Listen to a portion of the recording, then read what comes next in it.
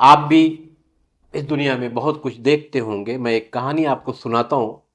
एक आदमी हर वो खराब काम करता था जो एक सभ्य समाज में नहीं किया जाता।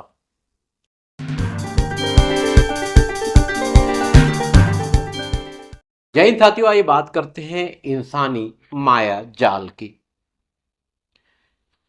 इस धरती पर ऐसे न जाने कितने माला वाले, ऐसे कपड़े वाले, हरे कपड़े वाले आपने देखे होंगे। सारी दुनियादारी इस दुनिया में कुछ न कुछ अपने परिवार के लिए करने का एक प्रयास होता है, या अपने शौक के लिए करने का प्रयास होता है। आइए मैं आपको एक कहानी सुनाता हूं। ये कहानी हो सकता है कि आपने कभी सुनी हो, मेरे चैनल पर भी। इंसान ऊपर वाले की सर्वश्रेष्ठ रचना है। उसके बाद ही ऊपर वाले की बनाई इस धरती पर, इस जमीन पर हर चीज है। इंसान इतना ताकतवर है कि वो शेर को भी पिंजरे में बंद कर लेता है। खतरनाक से खतरनाक जानवर को भी पिंजरे में बंद कर लेता है, सिर्फ कुछ करने के लिए, या अपने लोगों के लिए, या अपने परिवार के लिए। बहरहाल, आप भी इस दुनिया में बहुत कुछ देखते होंगे। मैं एक कहानी आपको सुनाता हूं। एक आदमी हर वो खराब काम करता था जो एक सभ्य समाज में नहीं किया जाता।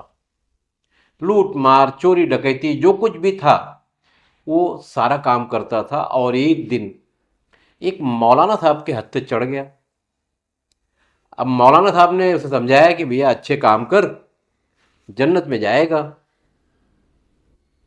अब ये बिगड़ा हुआ आदमी मौलाना के गले पड़ गया कि मौलाना तुम ही बताओ, अब कैसे जन्नत में जाऊंगा। अब मौलाना परेशान, उनको पता था कि बिगड़ा हुआ इंसान है। तब तक वो 99 लोगों की गर्दन काट चुका था। जिस नियत से भी उसने काटा, लूट मार, चोरी डकैती, छिनैती, जो कुछ भी उसे करना था, उसी कड़ी में उसने 99 मर्डर तो कर दिया था। ये बात मौलाना को उसने बताया भी था।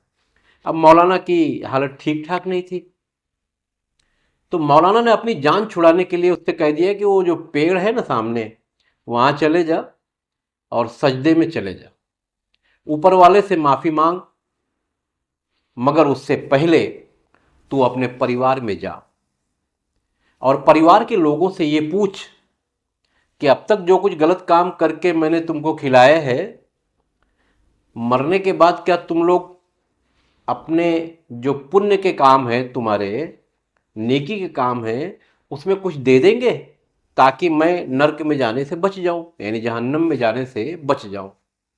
तो घर के लोगों ने इनकार कर दिया, परिवार के सभी लोगों ने इनकार कर दिया। तो उसके बाद उसे समझ में आया कि गलती तो हुई है, और वो जाकर सजदे में उस पेड़ के नीचे ऊपर वाले से रो रो कर माफी मांग रहा है कि मुझे माफ करना, ये गलतियां तो मैंने अपने परिवार के लिए की है, मगर आज कोई मेरा साथ देने को तैयार नहीं। बहरहाल, सजदे में रो रहा था, ऊपर वाले से माफी मांग रहा था। फिर उसे खट खट की कुछ आवाज सुनाई दी। उसे सर उठाकर देखा, क्योंकि बगल में कब्रिस्तान थी, कुछ लोग एक कब्रिस्तान खोद रहे थे। बहरहाल, वो फिर सर झुकाकर सजदे में चला गया और ऊपर वाले से माफी तलाफी करता रहा। थोड़ी देर के बाद उसने फिर सुना खटखट की आवाज आ रही है। तब उसने फिर सर उठाया तो देखा कुछ लोग एक जनाजा लेकर आए हैं और उसे दफन कर रहे हैं। उसके बाद फिर वो सजदे में चला गया। अपना रोना धोना उसका शुरू था, और दफन करने वाले चले गए। उसके बाद फिर खटखट की आवाज आई। फिर उसका ध्यान उस तरफ गया तो उसने देखा कि उसी कब्र को, जिसे कुछ लोग बंद करके गए थे, एक आदमी फावड़े से खोद रहा है। अब उसका ध्यान इस तरफ था कि कब्र को क्यों खोद रहा है, वो देख रहा था। और वो आदमी उस कब्र को खोद कर उसमें जो जनाजा था वो एक औरत का था। उसे बाहर निकाल कर गलत काम करने की तैयारी में था। इसे लगा कि 99 मर्डर तो हो ही गया है और ये गलत कर रहा है तो आज एक मर्डर और सही, और गया उसने उसकी गर्दन मार दी। अब हो गया 100 मर्डर। फिर आकर उसी पेड़ के नीचे रोने गाने लगा, ऊपर वाले पहले तो 99 था, अब तो पूरा 100 हो गया, मुझे माफ कर दे, मुझे माफ कर दे। तो मौलाना ने इसे बताया था कि जब पेड़ के पत्ते झड़ने लगेंगे तब समझ लेना कि ऊपर वाले ने तेरे गुनाहों को माफ कर दिया। ये बात तो मौलाना ने अपनी जान छुड़ाने के लिए कही थी, मगर इस घटना के बाद जब वो सर झुकाकर ऊपर वाले से माफी मांगने लगा तो पेड़ के पत्ते झड़ने लगे। अब इसने सर उठाया तो देखा कि पत्ते झड़ रहे हैं। फिर भागता हुआ वो उस मौलाना साहब के पास गया कि मौलाना साहब, वो पेड़ का जो पत्ता है वो झड़ने लगा। अब मौलाना साहब ने तो अपनी जान छुड़ाई थी कि तेरे गुनाहों को ऊपर वाला माफ करेगा, पता कैसे चलेगा? तो पेड़ के जो पत्ते गिरेंगे तो समझ लेना कि ऊपर वाले ने तेरे गुनाहों को माफ कर दिया।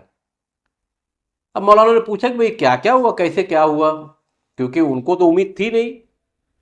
तो उसने बताया पूरी घटना ऐसा ऐसा हुआ। तो मैंने सोचा कि 99 तो तलवार से गर्दन काट ही चुका हूँ, एक ये गलत कर रहा है, एक और सही, 100 पूरा हो गया, और आके फिर मैंने सर झुका दिया, ऊपर वाले मुझे माफ़ करना। तो आप जिसे भी मानते हो, अल्लाह को मानते हो, भगवान को मानते हो, उससे नाउम्मीद ना हो, वो माफ़ कर सकता है, मगर इतना करने की ज़रूरत भी तो नहीं है। हो सकता है हमारे आपके नसीब में लिखा हो कुछ गलतियां करना, मगर वो बड़ा दिल वाला है, वो माफ़ भी करता है। ये कहानी काल्पनिक है, मगर हमसे और आपसे कहीं ना कहीं कुछ कहती है। अगर ये वीडियो अच्छी लगी तो कमेंट करके ज़रूर बताइएगा। मैं खान फ़ख्र आलम।